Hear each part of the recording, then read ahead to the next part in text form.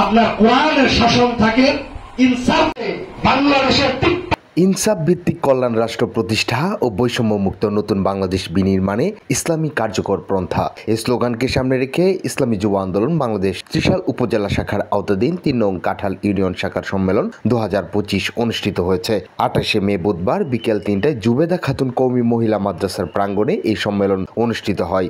ইসলামী যুব আন্দোলন বাংলাদেশ ৩ নং কাঁঠাল ইউনিয়ন শাখার সভাপতি হাফেজ আব্দুস সামাতের সভাপতিত্বে ও সাধারণ সম্পাদক হাফেজ আব্দুল হাই রাহমানিয়ার সঞ্চালনায় উক্ত সম্মেলনের প্রধান অতিথি হিসেবে উপস্থিত ছিলেন ইসলামী যুব আন্দোলন বাংলাদেশ ময়মনসিংহ দক্ষিণ জেলা শাখার সাধারণ সম্পাদক মাওলানা মোহাম্মদ তারেক বিন হাবিব। প্রধান বক্তা হিসেবে উপস্থিত ছিলেন ইসলামী যুব আন্দোলন বাংলাদেশ ময়মনসিংহ দক্ষিণ জেলা শাখার যুগ্ম সাধারণ সম্পাদক মুস্তাকিম বিল্লাহ তাহজিব। বিশেষ বক্তা হিসেবে উপস্থিত ছিলেন ইসলামী যুব আন্দোলন বাংলাদেশ ত্রিশাল উপজেলা শাখার সভাপতি ইয়াহিয়া মাহমুদ ও সাধারণ সম্পাদক ইব্রাহিম আধাম। বিশেষ অতিথি হিসেবে উপস্থিত ছিলেন ইসলামী ছাত্র আন্দোলন বাংলাদেশ ময়মনসিংহ দক্ষিণ জেলা শাখার সাধারণ সম্পাদক মোহাম্মদ রাফি আলম, ইসলামী ছাত্র আন্দোলন বাংলাদেশ ত্রিশাল উপজেলা শাখার সাধারণ সম্পাদক মোহাম্মদ নাজমুস সাকিব, ইসলামী আন্দোলন বাংলাদেশ ৩ নং কাঁঠাল ইউনিয়ন শাখার সভাপতি আনিসুর রহমান মুক্তা, মুজাহিদ কমিটির ৩ নং কাঁঠাল ইউনিয়ন শাখার সভাপতি মিজানুর রহমান বাবুল, ইসলামী শ্রমিক আন্দোলন বাংলাদেশ ৩ নং কাঁঠাল ইউনিয়ন শাখার সভাপতি সাইদুল ইসলাম, ইসলামী যুব আন্দোলন বাংলাদেশ ৩ নং কাঁঠাল ইউনিয়ন শাখার সাবেক সাধারণ সম্পাদক